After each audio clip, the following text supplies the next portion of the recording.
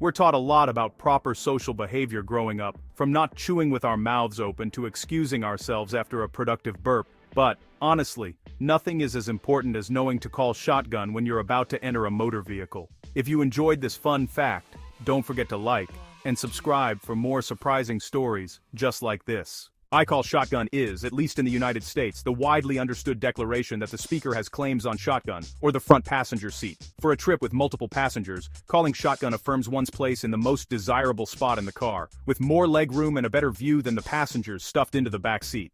If you think the slang term has its roots in the Old West, you're half right. Shotgun, the Old West, and Hollywood. Back in the 1880s, when stagecoaches were a pretty common sight, the driver would usually give the seat next to him to a colleague armed with a weapon, whose job was to fend off thieves or any troublemakers they might run into along the way. These folks often carried shotguns, since, honestly, a booming blast from one made it a lot easier to hit one or more attackers from a bouncing carriage. So, it feels pretty natural to think that the seat became known as shotgun just because of this.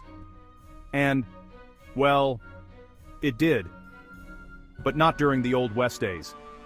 Actually, there aren't any records from that era of people calling the side seat in a stagecoach shotgun. It wasn't until mass media really got into Western stories that the phrase started to pop up in American slang. Pulp writers and TV screenwriters began using riding shotgun to talk about having a tough, shotgun-wielding buddy along for the ride. One of the first mentions actually came in a 1921 short story called The Fighting Fool by Dane Coolidge, where a character is described as riding shotgun for Wells Fargo. The phrase also showed up in the 1939 John Wayne film Stagecoach, where you hear the bold line, "I'm gonna ride shotgun." It's pretty likely that these modern shoutouts to the old days helped the phrase become super common starting in the middle of the 20th century, especially as TV got packed with primetime westerns.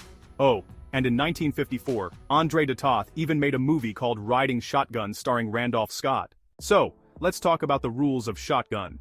Even though the rules can change a bit depending on where you are, most people agree that calling shotgun only counts if you call it outside and in plain view of the car. Plus, you've got to say it loud enough for at least one other person riding in the car to hear you. If more than one person calls it at the same time, the usual way to settle it is with a quick game of rock, paper, scissors. There are also some rules that can override calling shotgun. For example, if someone is really tall, they should get the front seat, or if the driver's significant other is around, they get dibs. And, honestly, there's one rule that trumps all the others.